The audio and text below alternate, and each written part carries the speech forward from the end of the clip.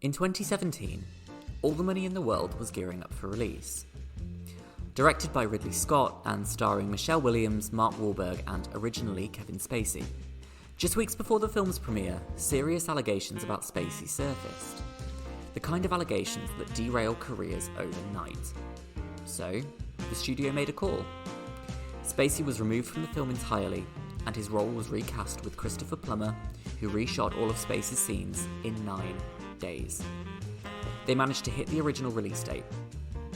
It was bold, it was risky, it was expensive, and it worked. Plummer got an Oscar nomination. The film didn't collapse. The chaos became part of the marketing campaign, not a distraction from it. A reputational crisis turned into reputational salvage. Well, that is until the Michelle Williams pay disparity came out. She made $80 a day for the reshoots, while Mark Wahlberg made $1.5 million. He later donated his additional salary to the Time's Up Fund in her name, though, after the backlash. So, yay feminism, I guess. But still, that kind of scandal was largely controlled. The damage was real, but it was manageable. It was containable. Don't Worry Darling was not containable. It wasn't one controversy. It was seemingly a new one every other day. Romantic drama, cast feuds, fired actors, leaked video messages, custody battles, Miss Flo, Spitgate. The film's promotional campaign had it all. It left the marketing department fighting for their lives and their ad budgets. The PR behind the film didn't just spiral, it snowballed into a full-blown internet spectacle. A film whose marketing was so derailed by chaos that the actual film started to feel like the least important part. This is not a story about a bad film. It's about what happens when a studio loses control of the narrative and the internet picks up the baton. It's about a project that was supposed to be a high-concept feminist thriller and instead became a meme. A cautionary tale. A case study in how a marketing campaign can get hijacked by vibes, gossip, and girl boss era implosion. This is Don't Worry Darling and the art of weaponized PR.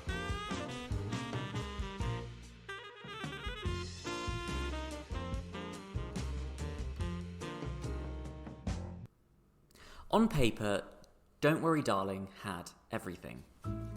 It was a Stepford Wives-style psychological thriller with a delicious retro-futurist aesthetic.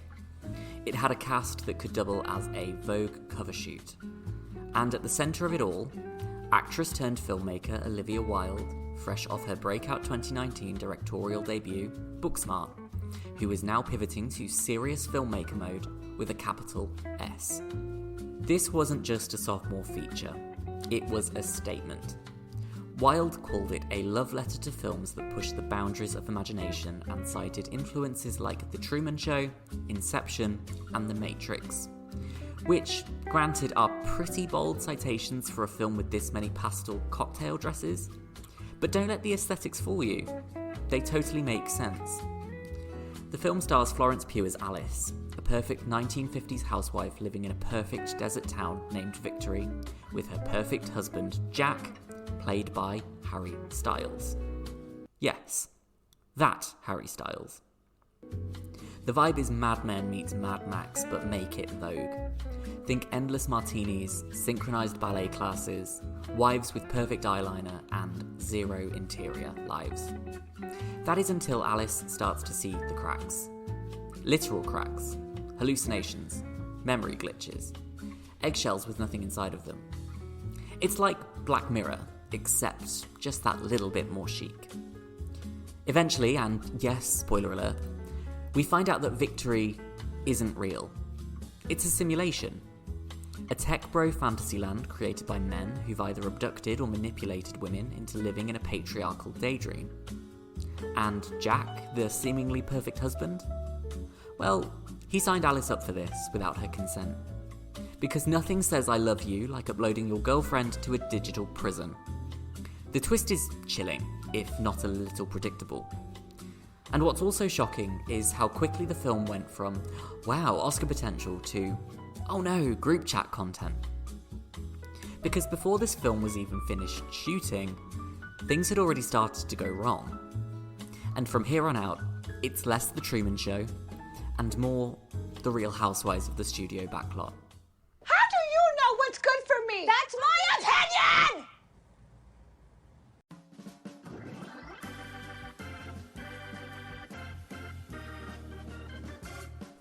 At first, things were going very smoothly. Don't Worry Darling was announced in 2019, hot off of a bidding war between 18 different studios, all vying for the rights to Olivia Wilde's next feature. The assumption being that she would be the next Greta Gerwig. That's not just hype, that's Hollywood heat. The original spec script had made it onto the blacklist, the industry's unofficial menu of buzzy, unproduced screenplays.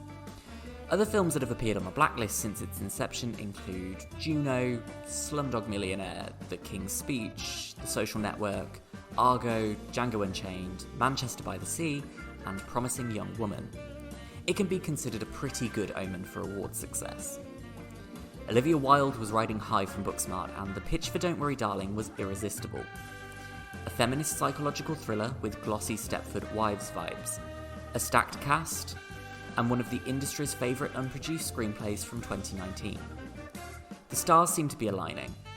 It was meant to be stylish, sexy, and cerebral. Something sleek enough for Instagram, dense enough for Twitter, and prestige enough for Letterboxd. A unicorn, effectively. Florence Pugh signed on in April 2020. She was coming off of Midsommar, she was fresh from her Oscar-nominated turn in Little Women, and she was already cast in Marvel's Black Widow. She wasn't just buzzy. In just a few short years, she proved that she had range. The kind of actress who could anchor a high-concept genre flick while still serving face in a Dior campaign. And cast a star opposite Pugh? Well, initially, Shia LaBeouf. Controversial, sure, but undeniably compelling. The narrative wrote itself. Intense actor, bold director, and prestige ingenue starlet. For a second, it looked like magic. But then, in September 2020, LaBeouf exits the project. The official reason given? Scheduling conflicts. Which in industry terms is PR language for, we fired him, but we're trying to be polite about it. And suddenly, the unicorn started limping. Reports leaked. Apparently, Shia's energy didn't align with Wilde's reportedly zero assholes policy. His on-set behaviour clashed with her leadership. Some sources claimed he quit, others said he was fired. Either way, it was the first crack in what had been a pristine press rollout. But things didn't just crack. They unravelled. Because then, in October, Harry Styles enters the chat. Wilde replaced LaBeouf with Styles, which from a marketing perspective was genius, and from a PR perspective, dynamite. Styles brought charm, charisma, and 85 million parasocially devoted fans. He wasn't just a pop star dabbling in acting, he was the internet's boyfriend. And Wilde had just cast him opposite Florence Pugh in a role about toxic love, manipulation, and control. And this is where Don't Worry Darling stopped being a film and started to become something else entirely.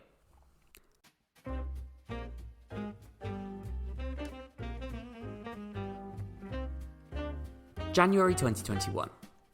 Paparazzi photos surface of Olivia Wilde and Harry Styles holding hands at a wedding in Montecito. Within hours, it's everywhere. Tabloids, fan accounts, TikTok edits, think pieces, all speculating about a rumoured romance that had, up until then, been whispered, but never outright confirmed.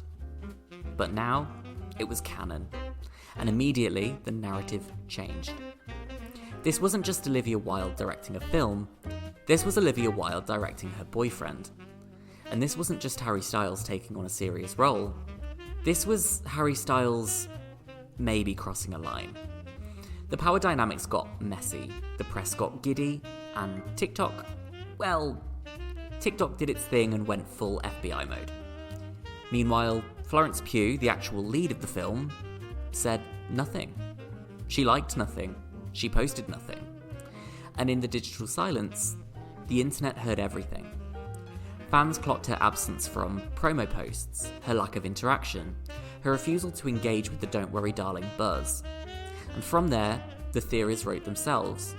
Was she annoyed about being overshadowed? Was she uncomfortable with the new on-set energy? Had the film's entire focus shifted from her performance to a PR romance? None of this was confirmed, but none of it had to be. This wasn't about facts, it was about optics, and the optics was spiralling. To make matters worse, Wilde's split from longtime partner Jason Sudeikis had yet to be publicly announced. Timelines started to get blurry. Assumptions were made. And slowly but surely, the story of Don't Worry Darling stopped being about the story. It was about jealousy, power, allegiances, parasocial loyalties, and a creeping suspicion that something was off.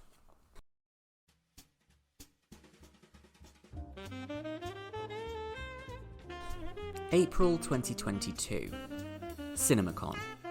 A high-stakes industry insider event where studios send out their stars, debut exclusive footage, and try to convince theatre owners that yes, this film will be worth your biggest screen. Olivia Wilde takes the stage to present Don't Worry Darling. The vibe is slick, it's polished. She's midway through her talk when someone casually walks up to the front of the stage and slides a large manila envelope towards her. She opens it. It's custody papers, served to her live, on stage, in front of journalists, executives, and whoever had the misfortune of trying to sip their soda quietly in that moment.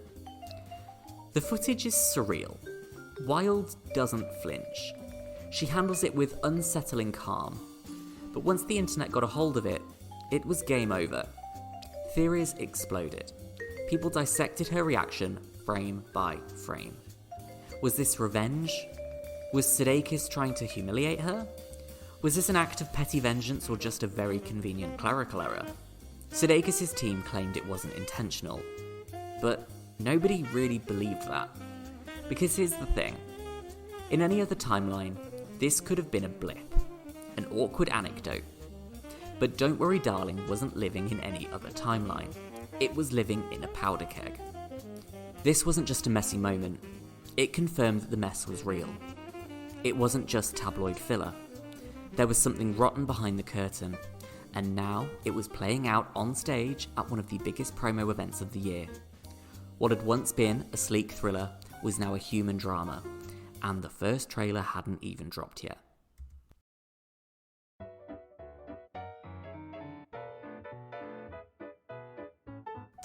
By August 2022, things were already tense, but the tension was manageable. There were rumours, sure, subtweets, TikToks, side-eyes, but nothing truly concrete. Until Olivia Wilde gave an interview to Variety. In it she explained, very diplomatically I might add, that she had fired Shia LaBeouf to protect her cast. That her priority had always been creating a safe, trusting environment, especially for Florence Pugh. It was the kind of clean, media-trained line you'd expect from a director trying to hold the narrative together. Except Shia LaBeouf wasn't having it. He hit back, and he hit back hard. He leaked emails, texts, and most damningly, a video message that Wilde had sent him directly in which she casually refers to Florence Pugh as Miss Flo and encourages LaBeouf to stick with the project. It was the exact opposite of what she'd just told Variety. It wasn't just a bad look, it was a full-blown PR betrayal caught on tape. Miss Flo exploded. It became a meme, a rallying cry, a nickname dipped in condescension and served with a spritz of viral fury. Suddenly, Wilde wasn't just a director, she was a character in the drama, and the internet had chosen its protagonist. And spoiler alert, it wasn't her. This was the tipping point. After this, there was no walking it back. The press tour hadn't even started, but the narrative had already run off with the script. The film was no longer the story, it was the drama.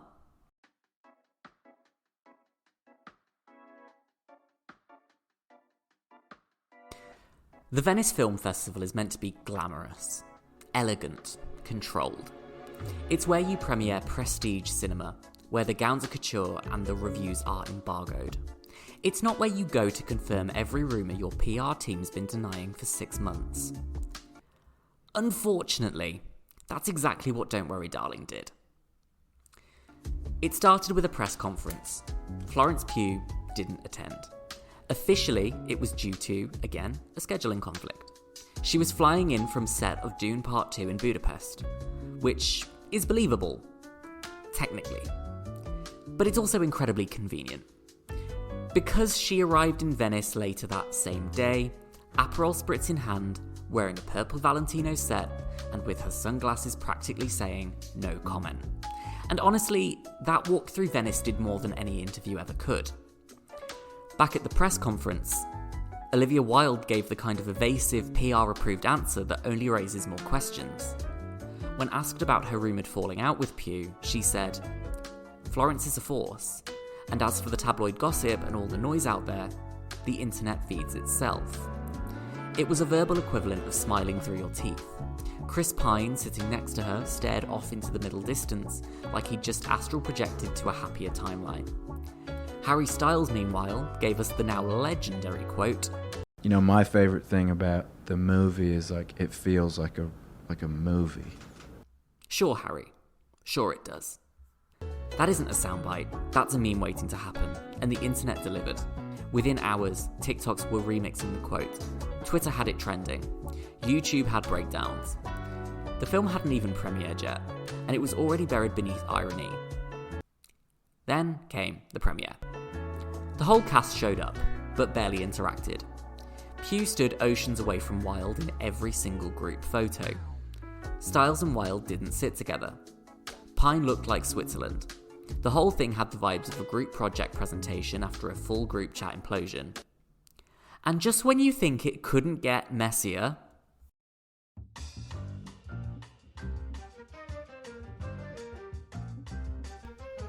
a slowed down video appeared to show Harry Styles, maybe, possibly, spitting on Chris Pine as he sat down.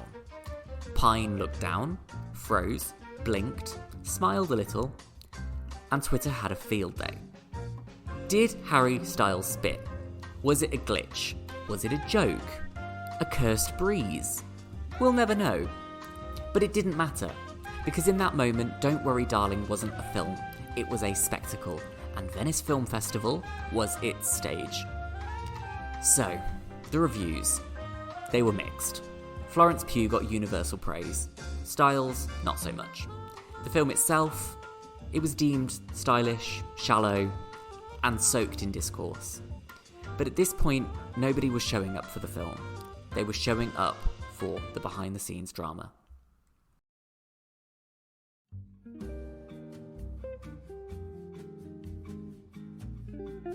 By the time Don't Worry Darling officially hit cinemas, it felt less like a film release and more like the final act of a reality show. There were memes, there were think pieces. The film wasn't trending because people loved it. It was trending because it had become content. And somehow, that worked. The film opened at number 1 at the US box office. It made nearly $90 million worldwide on a $35 million budget. Respectable numbers by any standard. Not a smash, but certainly not a flop. It hit that magic 2.5 times multiplier most studios look for when calculating whether a film's profitable or not. But that's just the financials. The reputational story? Far messier. But still, people saw it. Not because they were drawn in by the premise or even the trailer. They saw it because they wanted to be part of the discourse. Don't Worry Darling had become a conversation, and no one wanted to be left out of that particular group chat. But here's the thing about spectacle-driven success.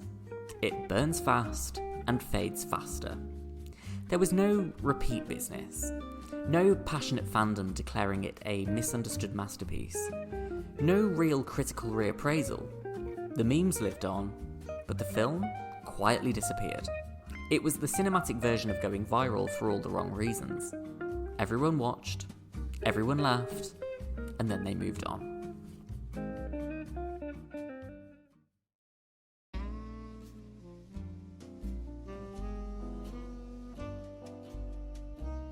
Don't Worry Darling didn't just reveal what happens when a film loses control of its narrative. It showed what modern marketing looks like when the audience takes over the megaphone. But what should the campaign have looked like? Well, let's look at another Florence Pugh film, Little Women, as an example here. A teaser trailer drop across all major platforms. a targeted online ad push with Florence Pugh front and centre. A glossy premiere with the film's stars all smiles and satin. Early critic screenings with glowing reviews to be used as pull quotes across all upcoming marketing materials. A global press tour with the exception of Pugh given her busy schedule with new projects. And then, the wide release of the film. And if things all went according to plan, a quick pivot to awards positioning, complete with all of the For Your Consideration banners that you can conceive of. And that's the blueprint. That's how these things are supposed to go. But Don't Worry Darling didn't follow the blueprint, because Twitter set a light to it and handed Olivia Wilde the ashes.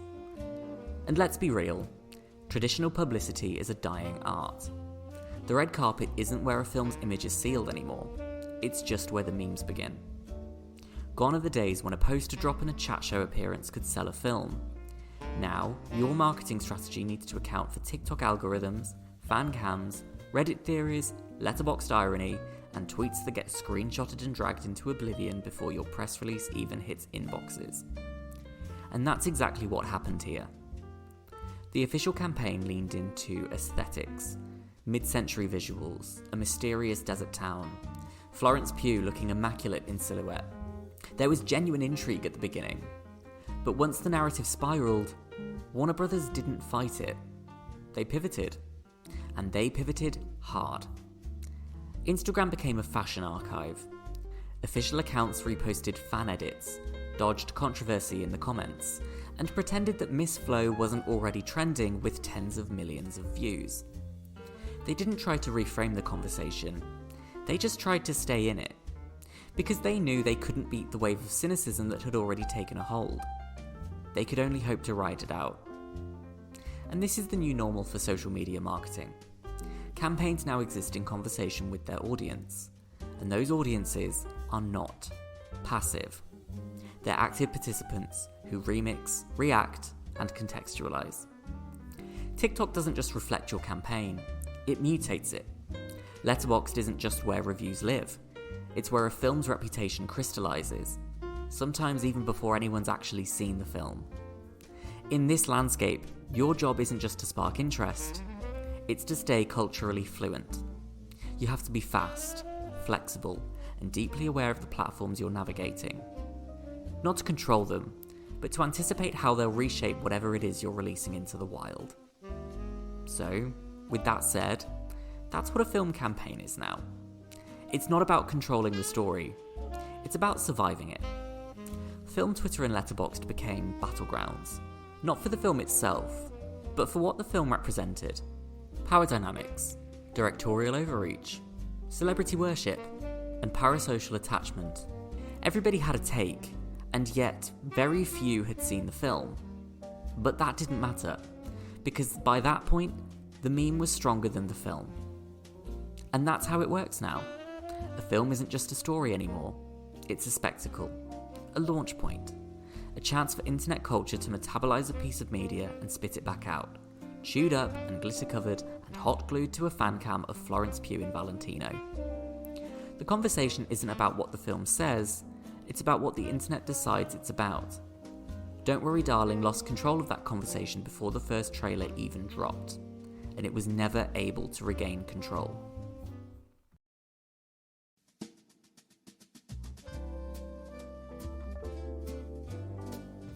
It's 2025, and Don't Worry Darling isn't remembered as a film.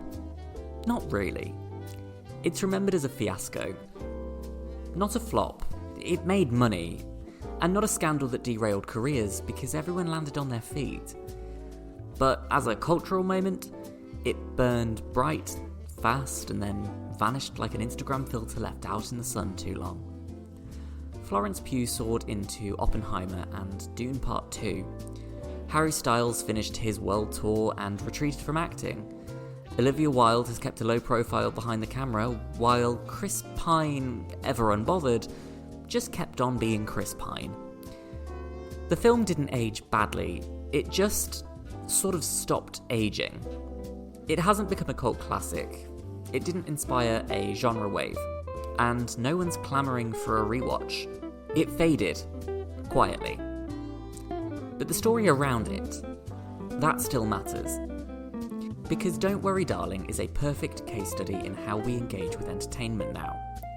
The film itself was only part of the experience. The rest lived in the press tour, the paparazzi photos, the fan cams, the memes, the drama, the content around the content. And honestly, that might be the real legacy. Not the plot, not the performances, but the sheer spectacle of trying to market a film while it actively disintegrates in the public eye. The film asked what happens when illusions crack under pressure, and then its own rollout answered that question in real time. Don't Worry Darling wasn't a masterpiece by any means. It was a meme. It wasn't timeless. It was chronically online. And in the end, maybe that's the sharpest lesson of all. Sometimes the film isn't the product. The chaos is. And when that's the case, maybe the only way out is through. Preferably in Valentino, with an Aperol Spritz.